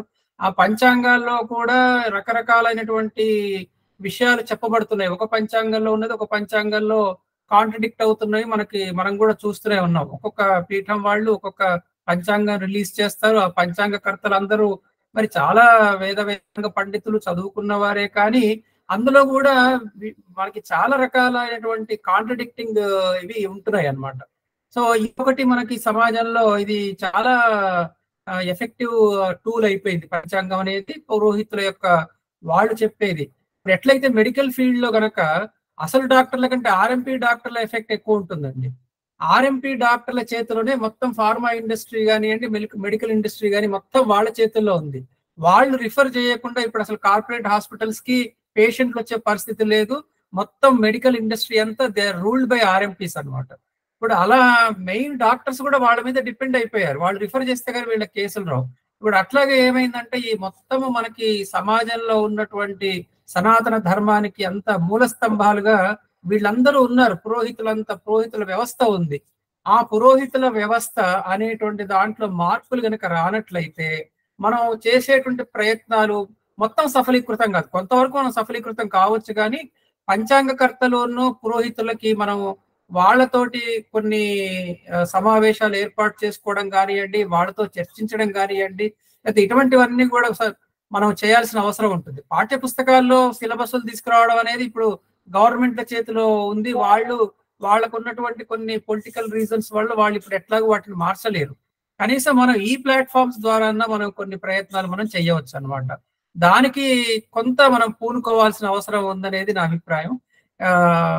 దీనికి ఇలాంటి ప్లాట్ఫామ్స్ నుంచి మనకి మెసేజ్ కూడా చాలా కరెక్ట్ గా వెళ్తుంది అనేటువంటిది నాకు ఉన్నటువంటి అభిప్రాయం. శాస్త్రి గారు చాలా కరెక్ట్ అండి. అదృష్టవశాత్తు ఇప్పుడు కొంతమంది పిల్లలు అంటే యంగ్ వాళ్ళు కూడా, కొంతమంది స్కూల్స్ నడిపే వాళ్ళు, పిల్లవాళ్ళు ప్రైవేట్ వాళ్ళు కూడా గ్రాడ్యువల్ గా మన సనాతన ధర్మ సంబంధమైన తరగతులు, పాఠాల కోసం వస్తున్నారు. కానీ చాలా స్లో పేస్ లో నడుస్తుంది. ముఖ్యంగా రిచ్ పిల్లలకి లేదు, ఈ కార్పొరేట్ స్కూల్ కల్చర్ వాళ్ళకి లేదు. అదొక్క వాళ్ళ దగ్గర వస్తారని మళ్ళీ వచ్చేస్తుంది, కానీ వాళ్ళ దగ్గర రావడానికే మనం ప్రయత్నాలు చేయాలి. చూద్దాం భగవంతుడు ఏం చేస్తాడో. మనం అందరం కలిసి ప్రార్థిద్దాం, అందరి మనోశక్తిని మనం కేంద్రీకరిద్దాం. చాలా చాలా ధన్యవాదాలు సార్. ఇంకా ఈరోజు బాగా కాబట్టి చిన్న సబ్మిషన్ సార్. ఇక్కడ పురోహితులు అనేవారు వారి వారి పరిధుల్లో వాళ్ళ గ్రామాల్లో వాళ్ళకి తెలిసినంత వరకు వ్యవస్థను దెబ్బతినకుండా చూస్తున్నారు అనేది ఒకటి ఉందండి. కానీ పంచాంగకర్తలు అనేటప్పటికి వచ్చేటప్పటికి సోషల్ మీడియాలో కావచ్చు, పంచాంగాల్లో కావచ్చు, విభిన్నమైన వాదనలు చేస్తూ ఒకరికొకరు అంగీకరించకపోవడమే ఇక్కడ పెద్ద సమస్య. ఒక ఆయన ఇలా చెప్పడంతో ఈ పౌరోహితులు కూడా కన్ఫ్యూజన్లోకి వెళ్ళిపోయారు. వాళ్ళ ద్వారా వాళ్ళ పరిధి వరకు వాళ్ళు అక్కడ ఉన్నంత వరకు అక్కడ సమగ్రంగానే చేసుకుంటున్నారు. ఆ ప్రాంతం వరకు ప్రాంతీయమైన పండుగలకు కూడా దేశవ్యాప్తంగా తీసుకురావడము, ఈ విధంగా చేయడం అనేది ఇక్కడ జరుగుతుంది. మనకి ఒకటే ఆశ పెట్టుకుందాం సార్, ఎందుకంటే కృతయుగం నుంచి మొదలుపెట్టి ద్వాపరయుగం దాకా వచ్చిన ఆ విజ్ఞానం అనేది అత్యంత ఎక్కువ అయిపోయినందుకే వ్యాసుడు పుట్టుకొచ్చి మనకి 4 వేదాలు వర్గీకరించాడు. అలాగే ఇప్పుడు కూడా ఇవన్నీ జరుగుతున్నందుకు ఎప్పుడో ఒకసారి అంతా మంచి జరిగి మళ్ళీ మనం we will come back to the old position అని అనుకుందాం. ఓల్డ్ అంటే అట్లాగే ఉండాల్సిన పని లేదు, ఆ విలువలతో సమాజానికి తగ్గట్టుగా వెళ్దాం. ఓకే, మరి ఇంకా ఉన్నారండి? మన గురువు గారిని అడుగుతాను, లేకపోతే నమస్కారం గురువు గారు. నాది చిన్న ఏంటంటే, ఈ పంచాంగంలోని రాబోయే రోజుల్లో పంచాంగంలో కూడా పండుగల ఒక 4 పేజీలు దసరా పండుగ ప్రాముఖ్యతను కొంచెం మనం వివరించినట్లయితే అందరికీ తెలుస్తుంది. పల్లెటూరులో కూడా దాని తాలూకు ప్రాముఖ్యత తెలుసుకుంటే పెరుగుతుందని నా అభిప్రాయం. మనం పంచాంగకర్తల కోసం కూడా పెట్టుకున్నాం, ప్రత్యేకంగా పెట్టుకున్నాం. ధన్యవాదాలండి. గురుగారు సభ్యులందరికీ నమస్కారం. నేను ఇవాళ నాకు తెలిసినటువంటి కొన్ని విషయాలు మాత్రం నేను తెలియజేయాలనుకుంటున్నానండి ఈ సభా వేదిక ద్వారా. ముఖ్యంగా చెప్పిన ప్రమీల అండి, ప్రమీల. చెప్పండి. మనకు దసరా పండుగ ఏదైతే ఉందో, ఈ దసరా నవరాత్రులు వర్ష ఋతువు కంప్లీట్ అయిన వెంటనే శరద్ ఋతువుతో ప్రారంభమవుతాయి. అంటే ఇక్కడ కాలము అన్నటువంటిది మనకు కొంత మార్పు చెందుతోంది. కాబట్టి మనము ఆరోగ్యరీత్యా చూసుకున్నట్లయితే ఈ వర్ష ఋతువు నుండి శరద్ ఋతువుకు వచ్చేటటువంటి కాలంలో కొన్ని రకాలైనటువంటి జబ్బులు పడేటటువంటి అవకాశం ఉంది. కాబట్టి మన పెద్దలు సూచించినటువంటిది ఈ పండుగల ద్వారా మన ఆరోగ్యాన్ని మనము చక్కబెట్టుకునేటటువంటి ప్రయత్నంలో ఒక భాగం. మరి ముందుగా చూసుకున్నట్లయితే మనం ఏ పండగ అయినా, ఏ విశేషమైనటువంటి పర్వదినమైనా ముందుగా ఇంటిని శుభ్రం చేయడంతో ప్రారంభిస్తూ ఉంటాం. సో కాబట్టి ఇక్కడ ఇంటిని బూజులు దులుపుకోవడము, శుభ్రం చేసుకోవడంతో అంటే మన ఇంట్లో ఉన్నటువంటి ఒక నెగిటివ్ ఎనర్జీని బయటకు పంపించేస్తున్నాం. తర్వాత వచ్చేసి మనకు పండగ ప్రారంభమవుతుంది. పండగ ప్రారంభమవుతోంది అంటే ఇక్కడ ఒక్కొక్క ప్రాంతాన్ని బట్టి ఒక్కొక్క రకంగా జరుపుకుంటున్నారు. అంటే ప్రకృతిని ఆరాధించడము ఒక విధానం అయితే, అంటే ఇప్పుడు మనకు తెలంగాణలో బతుకమ్మ పర్వదినం చూసుకున్నట్లయితే రకరకాలైనటువంటి పుష్పజాతులు మనకు లభిస్తూ ఉంటాయి. ఈ పుష్పజాతులన్నింటినీ ఒక చక్కగా అమర్చి మధ్యలో గౌరమ్మను పెట్టి పూజించడము. అంటే ఎవరికైతే ఎక్కువ శక్తి పెట్టి ఎక్కువ డబ్బు ఖర్చు పెట్టి అమ్మవారిని స్థాపించి చేయలేరో వారు చిన్నగా తమ శక్తి కొలది పసుపు ప్రతి ఒక్కరి ఇంట్లలోనూ ఉండేటటువంటిదే. ఆ విధంగా గౌరమ్మను చేసుకుని చక్కగా పువ్వులను అమర్చడం ద్వారా, అంటే ఇది కంటికి ఒక రకమైన ఆహ్లాదం అయితే, వాటి నుంచి వచ్చేటటువంటి పరిమళం ఏదైతే ఉందో ఈ పరిమళం కూడా మనకు ఆరోగ్యాన్ని అందజేసేటటువంటిది. అదే విధంగా చూసుకున్నట్లయితే మరి మనకు గుళ్ళలో ఇలా చూసుకున్నట్లయితే మనం ముఖ్యంగా మన దక్షిణాది ఆంధ్ర తెలంగాణ చూసుకున్నట్లయితే అమ్మవారిని వివిధ రూపాల్లో మనం ఒక్కొక్క రోజు ఒక్కొక్క అలంకారంతో పూజ చేయడం జరుగుతూ ఉంటుంది. అంటే ఇక్కడ మనము, నాకు పూర్తి వివరణ అయితే తెలియదు కానీ నాకు తెలిసిన కొంతవరకు చెప్తున్నానండి. మనం లలితా సహస్రనామాలు చూసుకున్నట్లయితే అందులో అమ్మవారికి నివేదించేటటువంటి నివేదనలు ఏవైతే ఉన్నాయో, ఒక్కొక్క రోజు ఒక్కొక్క నివేదన ఏదైతే ఉందో, ఈ నివేదన అన్నటువంటిది మన శరీరంలో ఉన్నటువంటి షట్చక్రాలను ఉత్తేజితం చేసేటటువంటి నివేదనలు. అంతేకాకుండా ఈ నవరాత్రుల్లో చేసేటటువంటి కుమారి పూజలు కావచ్చు, శక్తి పూజలు కావచ్చు, మనం తీసుకునేటటువంటి ఆహారం కావచ్చు, వీటి ద్వారా మనలో కొంత శక్తిని అన్నటువంటిది మనం జాగృతం చేసుకుంటూ ఉన్నాము. ఈ శక్తి అన్నటువంటిది ఆరోగ్యపరంగా చూసుకున్నట్లయితే మనకు చక్కటి ఆరోగ్యాన్ని పెంపొందించే, అంటే ఈ సంధికాలం ద్వారా వచ్చేటటువంటి రోగాలు ఏవైతే ఉన్నాయో వాటి బారి నుండి మనల్ని మనం కాపాడుకోవటానికి కొంత ఉపయోగకరిస్తుందండి. తర్వాత చూసుకున్నట్లయితే ఈ మనం చదువుతున్నామండి, చాలా అందరూ చదువుతూనే ఉన్నారు లలితా సహస్రనామాలు. కానీ ఇక్కడ ఒక చిన్న సూచన ఏంటి అంటే నేను చెప్పదగింది, మనం చదువుతున్నాము అంతే కానీ దాన్ని ఎంత అర్థం చేసుకొని మనం చదువుతున్నాము అంటే బాగుంటుందండి. ఆ అర్థం చేసుకున్నప్పుడు 10 మందికి అందులో ఉన్నటువంటి అర్థం, లోతైన అర్థము అన్నటువంటిది తెలిసి మనం ఇంకా ఆ పూజను చక్కగా చేసుకోవటానికి బాగుంటుంది అని నా అభిప్రాయము. అలాగే కొన్ని ప్రాంతాల్లో దసరా నవరాత్రుల్లో బొమ్మల కొలువును పేర్చడం కూడా జరుగుతూ ఉంటుంది. మరి ఇక్కడ బొమ్మల కొలువుని పేర్చడంలో ఉద్దేశం ఏంటి అంటే శక్తి, అంటే ఒక్కొక్కరు ఒక్కొక్క రకంగా, కొంతమంది మీరు చెప్పినట్లుగా శక్తిని ఆరాధించే వాళ్ళైతే కేవలం శక్తికి సంబంధించినటువంటి బొమ్మల్లో వివిధ అవతారాల్లో ఏదైతే శక్తి రూపాలు ఉన్నాయో వాటి ద్వారా తెలియచేస్తుంటారు. లేదా కొందరు దశావతారాలకు సంబంధించినవి, లేదా ఒక్కొక్కరు ఒక్కొక్క రకంగా ఆ బొమ్మలను పేర్చడం జరుగుతుంటుంది. అంటే ఈ బొమ్మలను పేర్చడం ద్వారా పిల్లలకు మనము ఒక ఆధ్యాత్మిక విద్యను తెలియచేస్తున్నాము.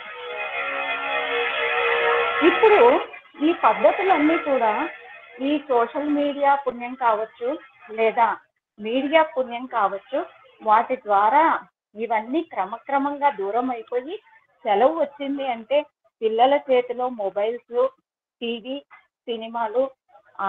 మన మీడియా కూడా సినిమాలకు ఇచ్చినటువంటి ప్రాధాన్యత ఏదైతే ఉందో వాటిని పండగ యొక్క ఆవశ్యకత ఏమిటి అన్నది తెలియచేయటం లేదు. ఒకవేళ ఏదైనా ఎప్పుడో ఒక ప్రోగ్రాం వచ్చినా ఆ ప్రోగ్రాంను మిగతా వాళ్ళు దాన్ని ట్యూన్ చేసేసి ఇంకో ఛానల్కు మారిపోతున్నారు. అంటే ఇక్కడ ప్రతి ఒక్కరూ మనకెందుకులే తెలుసుకోవటము అనేది ఇదవుతుంది. అలాగే ఇక్కడ బతుకమ్మను పేర్చి నిమజ్జనం చేసిన అందులో ఉన్నటువంటి ఔషధ గుణాలు ఏవైతే ఉన్నాయో అవి నీటిని శుద్ధి చేయడం ద్వారా మనమైతే ఇంట్లో మనము వాటర్ ప్యూరిఫైయర్స్ ఇలాంటివన్నీ యూజ్ చేస్తున్నాము, కానీ మన చుట్టూ ఉన్నటువంటి జంతువులు అవి వచ్చేసి ఆ నదిలో, చెరువులో, కుంటలో ఏవైతే ఉన్నాయో అక్కడే నీళ్లు తాగుతాయి.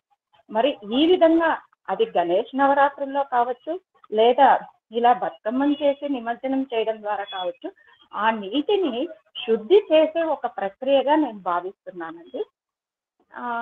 నా వంతుగా నేను లాస్ట్ ఇయర్ వరకు నేను కాలేజ్లో చెప్పేదాన్ని. పిల్లలకు తెలియాలి అన్న ఉద్దేశంతో నాకు తెలిసినంత వరకు అది పండుగ, చిన్న పండుగ అయినా పెద్ద పండుగ అయినా పిల్లలకు మాత్రం నా వంతుగా ఆ పండుగ యొక్క విశేషత ఏంటి అన్నటువంటిది నేను తెలియజేసేదానండి. అది వింటారా, ఆచరిస్తారా అన్నటువంటిది తర్వాత విషయము. నా వరకు మాత్రము అది ఒక గురు పౌర్ణమి అయితే గురువు గారి శ్లోకము అన్నది వాళ్ళ చేత పలికించేదాన్ని. ఇది ప్రస్తుతం కొన్ని కారణాల చేత నేను జాబ్ చేయటం లేదు. మళ్ళీ నేను చేసినా కూడా నా వంతుగా మాత్రం నేను ఈ ప్రయాణాన్ని అయితే కొనసాగిస్తానండి. ధన్యవాదాలండి. థ్యాంక్ యూ అమ్మా. మీరు కేవలం జాబ్ చేస్తుంటేనే చెయ్యాలని కాదు, మీరు మీ ఇంట్లో మీ దగ్గరికి వచ్చిన ప్రతి వాళ్ళకి చెప్తూ వెళ్ళిపోండి, చెప్తూనే ఉండండి. ఇంకా దానికోసం మళ్ళీ ప్రత్యేకంగా డ్యూటీ అక్కర్లేదు, చెబుతూనే ఉండాలి. అది జ్యోతిర్వాణి, మనం చెప్పేది అది చెప్తూనే ఉండాలి, వాణి పోతూనే ఉండాలి. థ్యాంక్ యూ అమ్మా, ధన్యవాదాలు రమీల గారు. గురువు గారు కమలాకర్ శర్మ గారు. నమస్కారం గురు. ఇంకా అయిపోయింది, మన సార్కి టైం ఇద్దాం. ఏమైనా చెప్తారా? నమస్కారం గురుగారు, ఒక్క నిమిషం మాట్లాడొచ్చా? చెప్పండి చెప్పండి. నేను ప్రకాష్ అనేసి బెంగళూరు నుంచి మాట్లాడుతున్నాను. ఈ దసరా పండుగలో అమ్మవారి పూజలకి ముఖ్యంగా స్తోత్ర పారాయణి, స్తోత్రం అంటే చాలా ఇష్టమున్న అమ్మవారికి దుర్గా పారాయణము ఎక్కువగా చేస్తారు. అందులో చాలా ఇంపార్టెంట్గా ఎన్నిసార్లు అమ్మవారి దుర్గా పారాయణం చేస్తామో ఎన్ని రకరకాలుగా రిజల్ట్ ఇస్తుంది అనేసి ఒకరు ధర్మసింధు అనే గ్రంథంలో రాసినారు. అది ఒక్క లైన్ ఉంది అంతే, అది చెప్పేస్తాను అంతే, అందరికీ ఉపయోగపడుతుందని అనుకుంటూ. ఒక్క సెకండ్.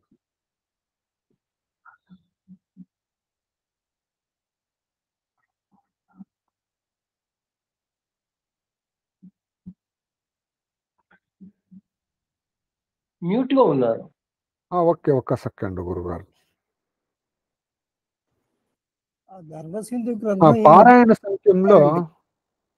పారాయణ సంఖ్యలో అశుభ ఉపద్రవాలు పోవాలి అంటే 3 సార్లు, గ్రహపీడ శాంతి పరిహారానికి 5 సార్లు, మహాభీతి ఉంటే 7 సార్లు, శాంతి జపఫల ప్రాప్తి కొరకు 9 సార్లు, రాజ్యవశానిక కొరకు 11 సార్లు, వైరనాశానికని 12 సార్లు,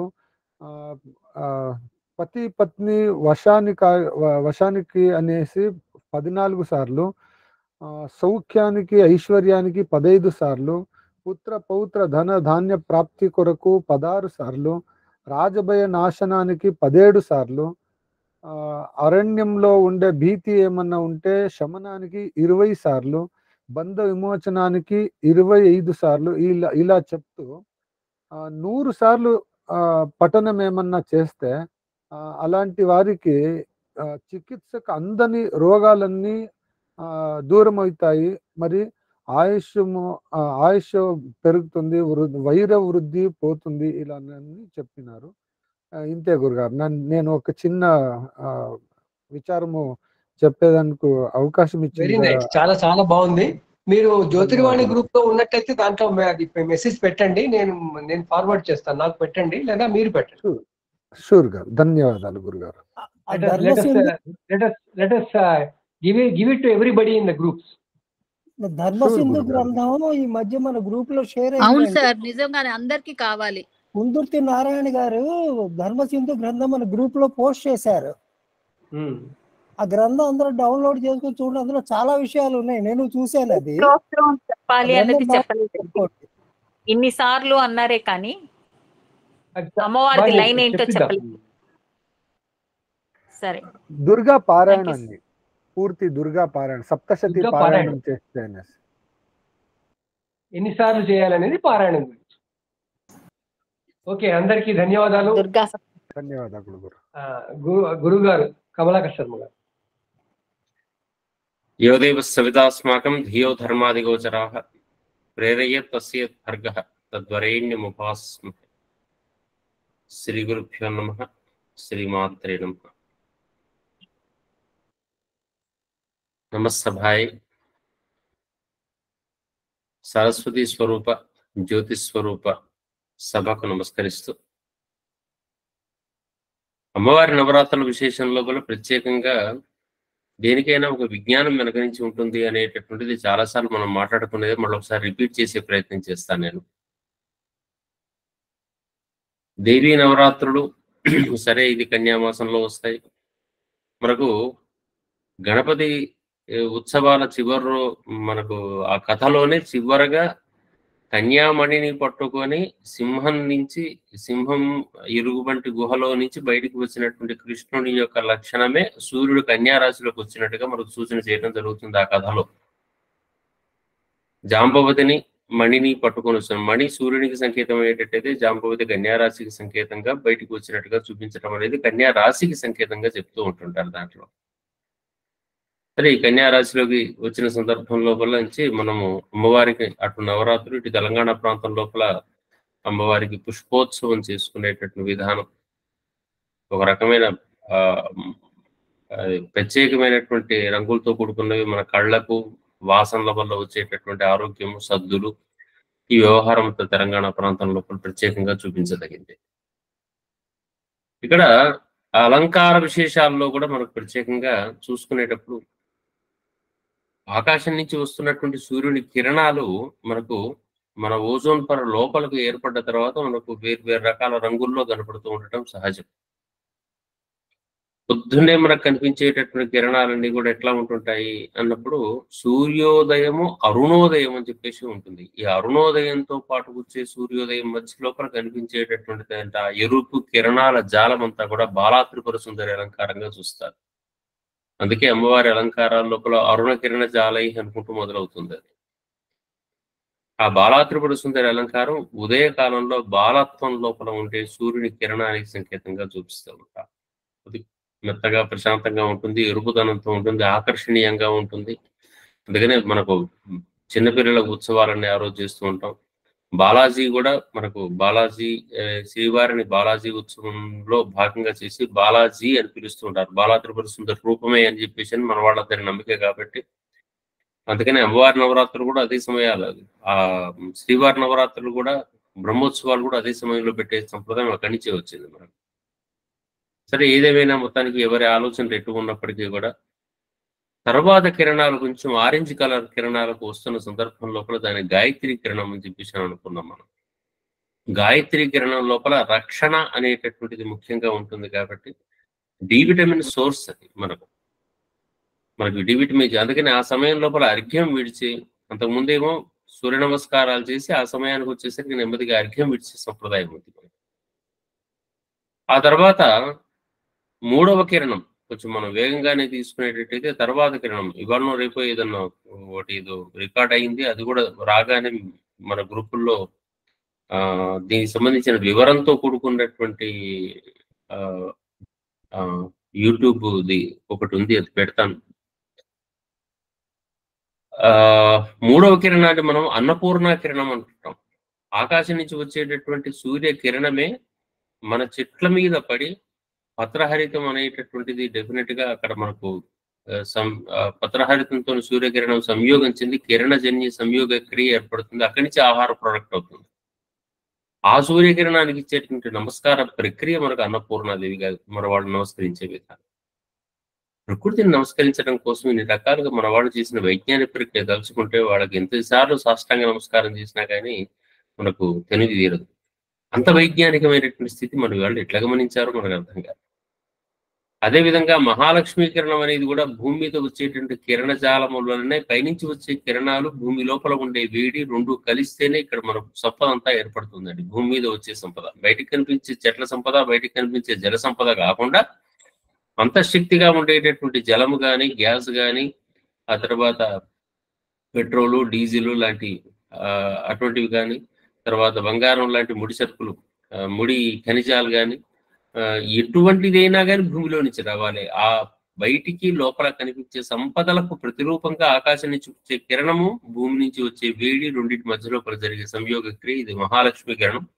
ఇది ఎక్స్టర్నల్ గా కాకుండా మనకు ధైర్యము, ఆరోగ్యము, సంపద, ప్రశాంతత, తృప్తి, ఇటువంటివన్నీ కూడా మనకు మళ్ళీ ఐశ్వర్యాల కిందికి లెక్క పెట్టని, అంటే రూపం లేనిటువంటి అద్భుతమైనటువంటి ఐశ్వర్యాలు మనకు ఉన్నాయి. ఇటువంటివన్నీ కూడా ఒక సూర్యకిరణము లేదా ప్రకృతి కిరణాల ద్వారా మనకు ఏర్పడుతున్నాయి. కాబట్టి ఆ ప్రకృతి శక్తికి యాదేవి సర్వభూతేషు శక్తి రూపైన సంస్థిత అని చెప్పేసి నమస్కరించే విధానం మనకు మహాలక్ష్మి సంబంధించిన కిరణం లాగా కనపడుతూ ఉంటుంది.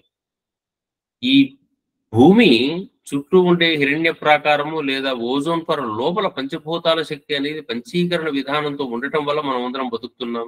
ఆ భావానికి మొదటి నుంచి పెట్టిన పేరు శ్రీమాత లేదా లలిత. ఆ మాతృత్వం, ఆమె తల్లి, ఆ మాతృత్వం మన చుట్టూ ఉండి ప్రొటెక్ట్ చేయకపోతే ఇక్కడ జీవకణమే లేదు.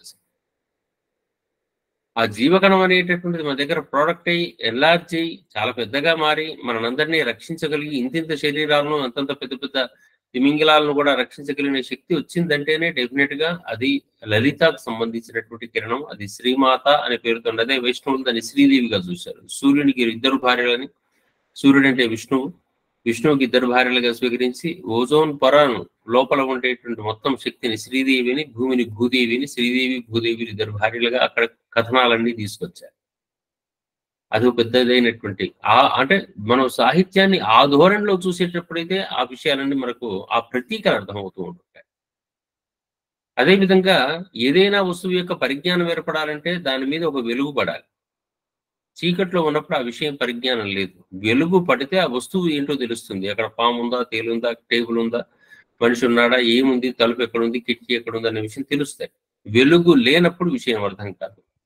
సూర్యకిరణాలు పరిపూర్ణంగా తెల్లటి కిరణాలంతా కూడా భూమి మీద వచ్చినప్పుడు మనకు జ్ఞానం అనేది వికసిస్తుంది. కాబట్టి తెలుపు వస్త్రాలతో కూడుకున్నటువంటి అమ్మవారుగా సరస్వతి దేవుని సృష్టించడం జరిగింది. యాకుందేందు తుషారహార ధవళ అనుకుంటూ శరీరం మొత్తంలో కూడా అనేక రకాల భావాలు. చేతిలో అక్షరమాల, అక్షమాల ఉంటుంది, అది ఆధ్యాత్మిక విద్యల సంకేతం. చేతిలో పుస్తకం లౌకిక విద్యలు, సంగీత సాహిత్యాది విద్యలు, అటువంటి విద్యలకన్నిటికీ సంకేతం ఎక్కడి నుంచి వస్తాయంటే జ్ఞానం ఏర్పడితే వస్తాయి. ఒక వెలుగు నా మొహం మీద పడితే ఆ మొహం ఎదురువాడు చూస్తాడు, ఎదురువాడు మొహం మీద పడితే నా మొహం చూస్తాం. పరావర్తన ప్రక్రియ ఒకటి ఉంటుంది. ఆ వెలుగుకు నమస్కరించే విధానం అన్నమాట. ఆ సూర్యుని కిరణముల యొక్క తెలుపు కాంతి శక్తి మనకు సరస్వతి రూపంగా మన వాళ్ళు చూస్తారు. అదేవిధంగా వరుసలో చూస్తూ ఉండేటట్టయితే రోగ నిరోధక శక్తిని పెంచేటటువంటి సూర్యకిరణము మనకు దుర్గా కిరణంగా చూశారు. అందుకని మనకు స్మాల్ పాక్స్, చికెన్ పాక్స్ లాంటివి అవన్నీ రాకుండా శరీరం లోపల శక్తి బాగా ఉండేటట్టయితే అమ్మవారు పోసిందంటారు. అక్కడ మనకు అమ్మవారు, ఈ అమ్మవారు భావన ఎక్కడి నుంచి వచ్చింది అంటే లోపల ఉండేటటువంటి ప్రకృతి శక్తి ఎప్పుడైనా బలహీనపడుతుంటే లోపల ఉండే నెగిటివ్స్ బయటకు వస్తూ ఉంటుంటాయి. అందుకని చిన్న చిన్నవి మనకు ధైర్యాన్ని పెంచేది. దుర్గే స్మృదా హరసి భీతి మశేష జంతోహని మొదలు పెడతారు కదా. అందుకని ఆ లోపల ఉండే భయాలు అన్ని కూడా తొలగిపోయేటటువంటి ఒక రకమైనటువంటి కిరణం మన శరీరం మీద పనిచేస్తూ ఉంటుంది. మన చుట్టూ ఉండే ప్రకృతి మీద చిత్తని నేలల మీద వచ్చేటటువంటిది సూర్యకిరణం పడితేనే కానీ ఇక్కడ ఉండే నెగిటివ్స్ అన్ని పోతాయి, ఆ పనికిరాని క్రిములన్నీ పోతాయి. కాబట్టి ఆ కిరణానికి ఇంకా తీవ్రమైనటువంటి కిరణాలు కొన్ని ఉంటాయి. ఆ కిరణాలే మొన్నటి కరోనా లాంటి కిరణాలు, మహిషాసురుడు అనే కిరణం. అటువంటి మహిషాసురుని మర్దని అనే కిరణం అంటే కొమ్ములున్న దేవతకు సంబంధించినటువంటి, కొమ్ములున్న రాక్షసునికి సంబంధించిన వాడిని అణిచివేసేటటువంటి శక్తి, ప్రకృతి శక్తి. మనకు మన వాడుకలో వినియోగం లోపల కొంతకాలం పాటు వాడి మనకు ఈ ప్రకృతి లోపల నెగిటివ్స్ విపరీతంగా పెరిగిపోయి ఆక్సిజన్ లెవెల్స్ తగ్గుతూ వస్తాయి. మైక్రాన్స్ లో తగ్గినా సరే మొన్నట్లాంటి కరోనాస్ బయటకు వస్తాయి, మైక్రాన్స్ లో. అందుకే మనకు మన కరోనా సందర్భం లోపల మనకు ఆక్సిజన్ లేక మరణించినటువంటి వాళ్ళ సంఖ్య, ఆక్సిజన్ కోసం కొట్టుకుని మరణించిన వాళ్ళ సంఖ్య, ఇది కుమ్మల రాక్షసే. మహిషాసురుడు కుమ్మలవాడే, శుంభుడు, నిశుంభుడు, రక్తబీజుడు, ఈ దంతుడు, ఆ దంతుడు అని చెప్పేసి చాలా మంది ఉన్నారు దాంట్లో. వాళ్ళంతా వేరియంట్స్. ఆ వేరియంట్స్ అన్నింటినీ కూడా గుర్తుపెట్టుకుంటే ఈజీగా అర్థం కావడానికి రక్తబీజుడు అర్థం చేసుకోవచ్చు. ఒక చుక్క పడిందంటే 100 యోజనాలు విస్తరిస్తాడు అని. మన కరోనా కూడా అదే బాధపడ్డాం మనం. అందుకని కొంతకాలం పాటు అందరూ ఎక్కడికి పోకుండా అన్ని మూసేసి ఇంట్లో కూర్చుంటే నెమ్మదిగా జరిగిన పరిణామం ఏంటంటే మళ్ళీ ప్రకృతిలో ఆక్సిజన్ ఈక్వలెంట్ గా మారింది. అందుకని మళ్ళీ కూడా మనం జీవనయోగ్యంగా మార్చుకున్నాం. కానీ మళ్ళీ పాడు చేసుకుంటాం. మళ్ళీ కొంతకాలం పోయిన తర్వాత ఎక్కడో మైక్రాన్స్ మారుతూ ఉంటుంటాయి. మళ్ళీ ప్రకృతి సమతుల్యత, ఇప్పుడు కూడా ప్రకృతి అసమతుల్యత కావడానికి కారణాల్లో ఇవన్నీ ఉంటాయి. ఈ వైపు నుంచి మరొకసారి ఆలోచించాలి. ఇక తల ఎత్తు చూడగలిగేటటువంటి బాలాకిరణంలో ఎంత ముద్దుగా కనిపించి చిన్నపిల్లలాగా అరుణకిరణ జాలం కనపడితే తల ఎత్తి చూస్తే కళ్ళు మిటమిట కొట్టగలిగేటటువంటిది రాజరాజేశ్వరి కిరణంగా కనపడుతూ ఉంటుంది. ఇట్లా మనము కిరణజాలాన్ని, సూర్యకిరణ జాలము భూమి మీద పడి ఆ భూమి మీద మనకు కనిపించే ధోరణి అంతా కూడా చూస్తున్న సందర్భాల్లో అసలైన ఓజోన్ పొర అవతలికి పోతే ఇవి జ్వాలామాలని. లోపలికి వస్తే ఆర్ద్ర. ఈ ఆర్ద్రగా ఉన్నప్పుడే ఇట్లా ఈ విధంగా మనకు కనపడుతుందంటే అటువంటి కిరణజాలానికి సంవత్సరానికి ఒకసారి మనం చేసేటటువంటి ఈ కన్యామాసం లోపల, అమ్మవారి మాసం లోపల చేసేటటువంటి విధానమే నమస్కారమే ఇది. దాని ముందర రాశి సింహరాశి కాబట్టి మనకు ఉదయాస్తమయాదుల లోపల ఉదయించే సందర్భంలో అది కేతనం అయింది, అస్తమించే సమయం లోపల అది వాహనం అయిపోతూ ఉంటుంది. ఈ విధంగా మనకు మనం చేసే పూజ విధానము లోపల అమ్మవారిని చూస్తున్న సందర్భాల లోపల ప్రకృతి శక్తులకు నమస్కరించే విధానం నేర్చుకుందాం. బాలా త్రిపుర సుందరి, గాయత్రి, అన్నపూర్ణ ఇవన్నీ ఏది చెప్పినప్పటికీ కూడా ఆకాశం నుంచి వచ్చే సూర్య శక్తి వేరు వేరు రూపాదుల లోపల మనకు సహకరిస్తుంటే ఆ ప్రతి రూపాన్ని ప్రత్యేకంగా చెప్పలేక దానికి ఒక రూపం ఏర్పాటు చేసేసి ఆ రూపానికి మనం చేసే నమస్కారం అంటే సంవత్సరం మొత్తంలో కూడా ఒకసారి చేసి అయిపోయింది అంటాం కాదు. అన్నపూర్ణ సంవత్సరం లోపల ఒకసారి చేస్తే అయిపోతుందండి, రోజుకు 3 సార్లు తినేటటువంటి వాళ్ళం కదా మనం. అందుకని ప్రతి క్షణము కూడా ఆ భావాన్ని మళ్ళీ పొందుతూ ఉండండి. శరీరంలో శక్తిని పెంచుకోండి, ఆ శక్తే నీకు కాపాడుతుంటుంది. యా దేవి సర్వభూతేషు శక్తి రూపేణ సంస్థిత, ఆమెకే నమస్తస్యై. ఎప్పటికీ కూడా నమస్తస్యై నమస్తస్యై అనుకుంటూ కూర్చొని ఆమెకు నమస్కరించే విధానం తెలుసుకుంటూ ఉండాలి. దాని తర్వాత పూజా విధానం అనేటటువంటిది 100 రూపాల్లో ఉంటుంది. ఒక్కొక్కరికి ఒక రూపం. నాకు ఇది తెలియదు, సర్వమంగళ మాంగళ్యం నమస్కారం చేసుకుంటూ కూర్చుంటే చాలు. కానీ అదే సర్వమంగళ మాంగళ్యం అనేది ఈ 9 రోజుల్లో ఎన్నిసార్లు చేస్తున్నాం అనేది ముఖ్యం. చెయ్యకుండా కూర్చుంటాం అనేది ముఖ్యం కాదు, చేస్తూనే కూర్చుంటాం. ఏదో ఒక రకమైనటువంటి జపము లేకుంటే నామపారాయణం చివరికి ఏం తెలియదండి. శ్రీమాత్రే నమః ఎన్నిసార్లు చేస్తాం ఈ 9 రోజుల లోపల? రోజుకు 3000 4000 చేసి 9-10 రోజుల లోపల 13 30,000 40,000 50,000 సార్లు చేస్తావా? చేస్తే అదొక్కటే చాలు. దుర్గా సప్తశతం 100 సార్లు చేయక్కర్లే, లక్ష్మీనారాయణ హృదయం 100 సార్లు చదవక్కర్లే. మన మనస్సు డైవర్షన్ కాకుండా చేసినటువంటి గొప్ప ప్రయత్నం లోపల మనకు పూజలు, పారాయణము, స్తోత్రాదులు, జపము, ధ్యానము ఈ పదాలన్నీ ఉంటుంటాయి. యజ్ఞము, హోమము ఇవన్నీ కూడా. మన మనస్సు డైవర్ట్ కావద్దు. ఈ 10 రోజులైనా కదలకుండా ఒక చోట కేంద్రీకరించి ఆ శక్తిని మనం మళ్ళీ స్వాగతించగలగాలి. ఈ తర్వాత దసరా నాడు సీమాంతం అని చెప్పేసి అని అంటుంటారు. అమ్మవారికి పూజ చేసి రాజరాజేశ్వరికి అలంకారానికి పూజ చేసుకోవటం, ఆ తర్వాత సీమాంతం ఊరు దాటడం. ఊరు దాటడం ఎందుకయ్యా అంటే ఆ రోజుల లోపల ఈ 4 నెలలు చాతుర్మాస్యాల భావన లోపల ఉండి ఊరుకు దాటడం అనేటటువంటిది లేకుండా ఉండేది. ఇప్పుడు ఊరు దాటాల్సిన అవసరం మొదలైంది. ఎందుకంటే వ్యాపారము, వేట, లేదా మూడవది ఇతరుల మీద దాడి, క్షత్రియులు చేసే పని, వీటికి అన్నిటికీ కూడా బయటికి వెళ్ళాలి అనుకుంటున్న సందర్భాల లోపల ఈ ప్రత్యేకమైన సందర్భం కావాల్సి వస్తుంటుంది. కొంచెం ఇప్పుడిప్పుడే వానలు తగ్గి చిత్తరణ్యాలు తగ్గి నడకకు ఆధారంగా మారేవి ఆ రోజుల లోపల. అందుకని అప్పుడు సీమాంతం ఊరు దాటి వెళ్ళటం అనేది, జమ్మి చెట్టు చూసి రావటం, అక్కడ ఇదంతా కూడా మనకు వచ్చేటటువంటి విధానం. అందుకని ప్రతి దాని వెనక ఒక విజ్ఞానం ఉంటుంది మన పూజల వెనక. దయచేసి పూజ చేసే సందర్భం లోపల మౌలికమైన శక్తి చుట్టూ మన మనసును తిప్పటం అలవాటు చేసుకునేటట్టయితే ఆ శక్తికి మనకు లింక్ వస్తుంది. ఒక ఫోనుకు మనం డెఫినెట్ గా పవర్ ఛార్జర్ పెట్టిన సందర్భంలో పవర్ తోని ఫోన్కు లింక్ ఇస్తే పవర్ఫుల్ గా మారినట్టుగా మనము 10 రోజుల పాటు కదలకుండా మనస్సును అమ్మవారి దగ్గరే కనుక పెట్టి కేంద్రీకరించేటట్టయితే ఒక ఎనర్జీ డెవలప్మెంట్ అవుతుంది. మరి ఎనర్జీ పెరిగితే ఏమవుతుందంటే ఈ లోకం లోపల నువ్వు వచ్చిన కార్యక్రమాలు ఏమున్నాయో, ఎంతవరకు చేయగలుగుతావో అవన్నీ కూడా తక్కువ శ్రమతోని ఎక్కువగా పూర్తయ్యే అవకాశం ఉంటుంది. కాబట్టి ఆ మార్గంలో మన జీవితాన్ని ముందుకు తీసుకుని వెళ్ళాలి. అందుకే నవరాత్రులు అనేటటువంటివి అంత ఆషామాషిగా కాకుండా చాలా ఎక్కువగా శక్తి పెంచుకునే రోజులు కాబట్టి, కన్యామాసంలో మనకు ఎక్కువగా అటువంటి శక్తి పెంచే రోజులు కాబట్టి మనమంతా ఆ తీవ్రమైనటువంటి అమ్మవారి యొక్క పూజ లోపల, ఉపాసన లోపల గడిచిపోదాం. ఎవరెవరి స్థాయికి, ఎవరి శక్తికి ఎంత చేయగలరో అది పరిపూర్ణంగా చేద్దాం. నాకు ఇంతే తెలుస్తుందండి, మిగతా రోజులో 1/2 అవర్ నుంచి కేటాయించగలను అనుకోవటం తప్పండి. 1/2 అవర్ కేటాయించడం ఏంటండి? 24 గంటల సమయం లోపల నాకు అంతకన్నా కుదరదంటే నువ్వు ఇది పెంచితే తగ్గుతాయి. పూజా విధానమో లేకుంటే దైవ పూజనో మనసులో నిరంతరం ఆరాధన చేసుకుంటూ పోతే ఈ లోక వ్యవహారం తగ్గుతూ ఉంటుంది. ఇదే చాలా ఉందంటే ఇది నాకు తప్పదండి అంటే ఇక్కడికి నువ్వు పరిమితం అవుతున్నావు, ఇటు రావట్లే. ఇది పెంచండి, ఇది తగ్గుతూ వస్తుంది. ఇది ఖచ్చితంగానండి ఆ మార్పు వైపు దృష్టి కేంద్రీకరిద్దాం. అమ్మవారి అనుగ్రహం అంటే ప్రకృతి శక్తుల యొక్క అనుగ్రహాన్ని మనం నిరంతరం స్వీకరిస్తూ ఉందాం. అందరం ఆనందంగా జీవించే ప్రయత్నం చేద్దాం. అందరికీ నమస్కారం. స్వస్తి. శుభం. ఇంకోటి ఈరోజు అందరూ కూడా అద్భుతమైనటువంటి ప్రసంగాలు, కొత్త కొత్త విశేషాలు చెప్పారు. వాళ్ళకు నమస్కారం. గురువులు సోమనాథం దాని మీద పొందిస్తే మనం అక్టోబర్ చివరిలోనే ఏదైనా మంచి కార్యక్రమాన్ని హైదరాబాద్ నగరంలో ఏర్పాటు చేసుకుందాం. తొందరలో వాటికి వ్యాసాలు రాసి పంపించే ఏర్పాటు కూడా చేయండి. మరొకసారి అందరికీ ధన్యవాదాలు, నమస్కారాలు, సెలవు, స్వస్తి. నమో నమః. ధన్యవాదాలు గురుగారు. ధన్యవాదాలు గురుగారు.